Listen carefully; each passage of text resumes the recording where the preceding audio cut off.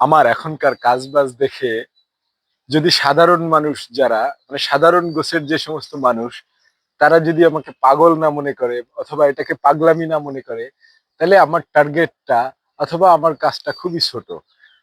যেটা দেখে মানুষ যদি হাসাহাসি না করে, তাহলে এটা রিয়েলি আমি বড় কিছু করতে পারবো এরকম মনে হয় না। কারণ তাইলে মানুষ গতানুগতিক সব মানুষ যেরকম এক্সপেক্ট করে সেরকমই হবে। মানে এক্সপেকটেশনের মতো।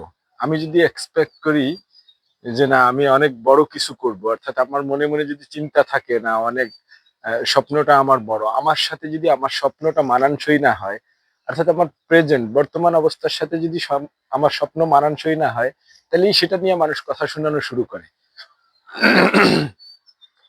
মানে মানুষ কখন কথা শোনানো শুরু করে, যখন আমার মানে বর্তমান অবস্থার সাথে আমার স্বপ্ন মানানসই নাই। তাইলে সেক্ষেত্রে মানুষ মনে করে যে না, এটা আমি কখনো অ্যাচিভ করতে পারবো না। আর অন্যদিকে আপনি দেখেন যদি আপনার স্বপ্ন আপনার বর্তমান অবস্থার সাথে মানানসই থাকে, তাহলে সেটা কি স্বপ্ন হইলো? তো সেটা তো আপনি এমনিতেই পাবেন, তাহলে আর স্বপ্ন দেখার দরকারটা কি? এই জন্য স্বপ্ন বর্তমানের সাথে মানানসই হবে না, এটাই স্বাভাবিক।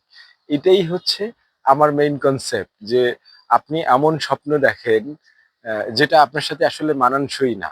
হ্যাঁ, অবশ্যই আপনার ভালো লাগা থেকেই স্বপ্ন দেখতে হবে। আপনি যেটা ভালো পছন্দ করেন না সেটা আপনি স্বপ্ন দেখে আপনার লাভ কি? সেটা আপনি পাইয়েই বা কি করবেন? এজন্য whatever you want, you should be start dreaming.